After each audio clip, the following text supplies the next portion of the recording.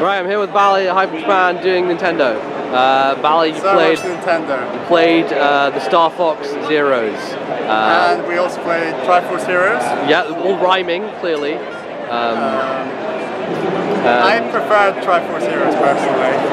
I think Star Fox Zero, it's as hard as I thought it was going to be, and that's quite a high level of difficulty because, I don't know, I just felt like while you're doing all the moving about, it's like what I thought. You have to fly in a straight line and you feel very vulnerable while you're aiming around. I just found that I was just flying into the sides of like cliffs and things while I was maybe shooting an enemy down to my bottom right. I think that's why it's quite slow as well. If it was too fast, then you would have even less time to react to that kind of stuff. So even though it looks slow, I think that's the reason behind it. So I think it takes a lot of getting used to, and it really doesn't feel much like Star Fox 64, even though it looks like Star Fox. Yeah, I don't think 20 minutes is enough to get used to how it works. Yeah, and I mean there were 3 levels. We might go back to it and try the other ones, but we both played Corneria. Yep. And it was tough. It was really tough. But highlight for me so far is definitely Triforce Heroes.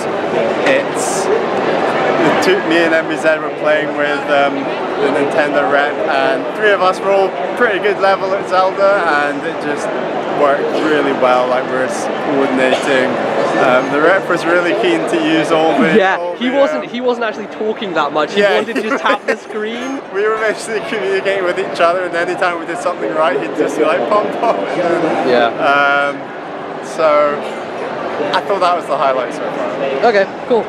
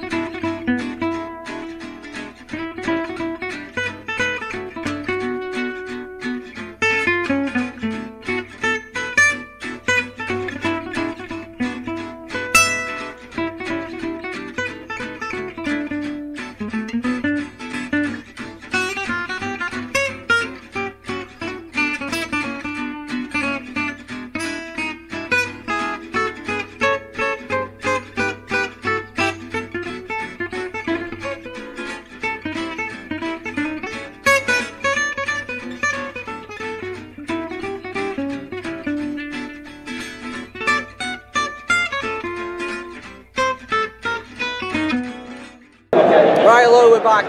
We just played some Mario Maker. As you can see, I have the hat, which they're just giving away branding, because that's how Nintendo rolls.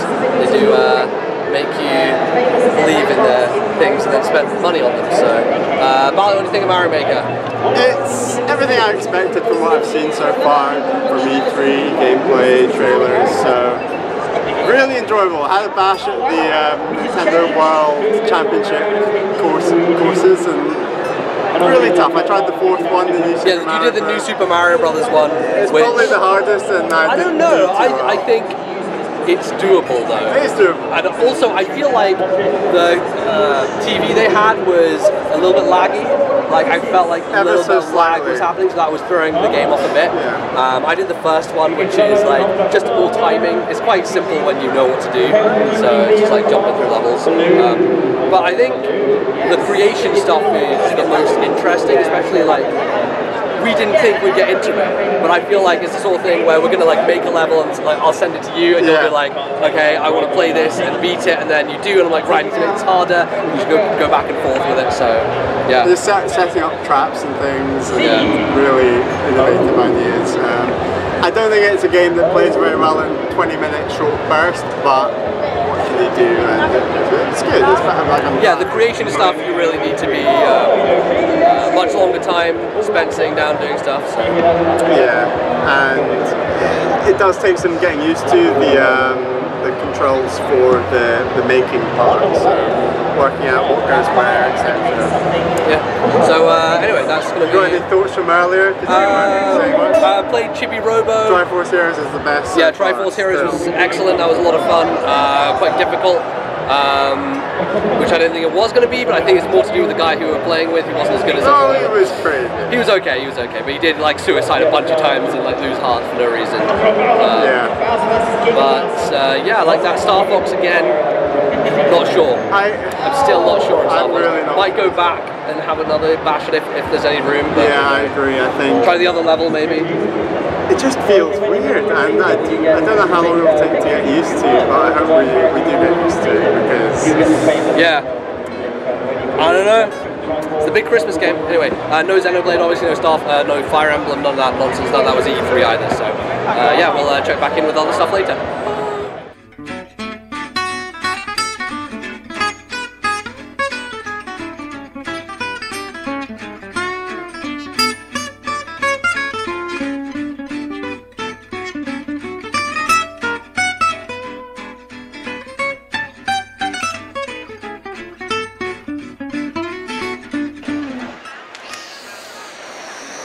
Bally, you just walked out of the anime land. I did. Animeland.com, 2015. What do you think of Animeland.com 2015? Well, I think it's really great that we can go to Japan, yeah, London. Yeah, fuck you, Nagi. That's basically what we did today, and it was really good. Yeah, so that's the O2 behind us. It used to be the Millennium Dome in the UK, and now it's just a place where bands play and stuff. Let's go side by side. In Japan. Okay, how about you take the camera and point at me? How about that? Okay. Hello. So, what did we do? We saw some other Japanese stuff. We had food, which was good. We had octopus balls. Octopus balls are tasty as fuck. They are great, delicious. What was your highlight of the day? I think Zelda. I think Triforce Heroes, probably. That was really fun. And I wonder, like, how long that thing ends up being, because it seems kind of like bite-sized chunks mission-wise, the structure. And I think one of the guys who came and played with us, like, asked the rep, is there like an overworld, because he was expecting like link between world stuff, but clearly it's not. It's just going to be like mission to mission. But it was harder than I thought it was going to be. I think it was more to do with a lot of shit flying around the screen, and also one time I just ran off the ledge because I forgot that I was that Link as opposed to another Link. Also, another great point for why Nintendo should let you play as a girl, so you can identify who you are on the screen. What did you think of Star Fox Zero second time round? Second time was better.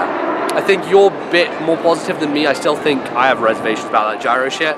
But second time I did the level where you're flying around just space with Pigma. Pigma, he's a pain in the arse, and you have to like kind of maneuver around him. But there's the cinematic camera, which was really good, and it helped you like lock on and see like where he was going, do like upside down flips. I like the. It's like L targeting in a space shooter. Yeah, kind of. Especially when you charge up the shot and then kind of lock it, like kind of Star Wars style, and keep it there and then let it go. So talking of letting go, there was an Elsa anime cartoon that we saw, which was pretty funny.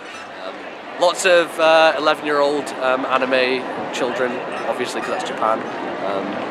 We're hoping, we don't know if Nintendo were here last year or not. No. But we hope they'll be here next year. I think they have a tendency to just bring games that are already out to show to people who don't own a Wii U. Like they had 8 kits for Splatoon, 8 stations. And that was the same amount as they had for Star. Alright, so apparently my SD card ran out of memory. It ran out of its mammary glands. No breastfeeding allowed. My SD card ran out of mammary glands. So now we have to start again. Kind of. I don't remember where we were. Anyway. Highlight of the day. Highlight of the day, what was it, Bally? Zelda again. Definitely Zelda. Obviously. We played all but one stage. Great fun, worked so well. Really nicely arranged booth, was really chilled out. Yeah. Oh, there was the old video game section behind. Oh, yeah. Which was really good. We could have spent so much So, you guys know that fucking I've been searching for a legit copy of Path of Radiance, Fire Emblem Path of Radiance forever. And on Amazon it's like 200 quid. On eBay, even ridiculous. I go there, no difference. £100 for the GameCube copy of Path of Radiance. Yes, it was a GameCube copy. Radiant Dawn is the Wii one, which they didn't have, but I was looking for. And they didn't have it, but they had Tales of Symphonia. Oh, I know, I can't. Oh my god, my arm is so. I'll do it. Oh no. Oh god, Bally, god damn it. Which is really great playing all of the E3 games early. Yeah, because there's no other place that you can do that. They don't have press events here. Yeah, so definitely hyped if they have this again next year. You Especially never know. if they're doing NX stuff. Even if they do NX stuff, I am not sure they'll have demos playing. I don't know. I don't know how. Why not? How deep those will go. Like you think about the first. We don't even know what the NX looks you like. Think about the first year of Wii U, and then like they had the like WarioWare, do the thing up and down, and then they had the bit of Mario Brothers. They've learned their lesson. You right? say that Nintendo now. always learned their say lessons. that now, Bally. You know, in a year's time, we're standing here being like, we went to Hyper Japan. Games are shit. Yeah. Terrible. But I mean, we only paid like 15 quid for today. Got Yeah. to play all of Nintendo's E3 games they showed off, really. Ate some weird Japanese food we'd never heard of before. It was great. Yeah, it was weird, but it was good. That was great. There wasn't enough sushi, but that's fine. That's fine. You can get sushi everywhere in London. Yeah, exactly. We'll pass to this place, but until next year, this is Bally and MBZ and This Nintendo Life from Hyper Japan in London. Alright, bye.